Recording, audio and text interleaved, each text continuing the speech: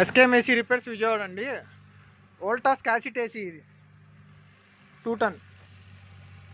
దీనికి main problem ఏంటంటే terminal poles చూసారా ఎలా ఉన్నాయో? కంప్రెసర్ దగ్గర 3 పోల్స్ ఉంటాయి పైన, చూడండి మొత్తం షార్ట్ అయిపోయింది.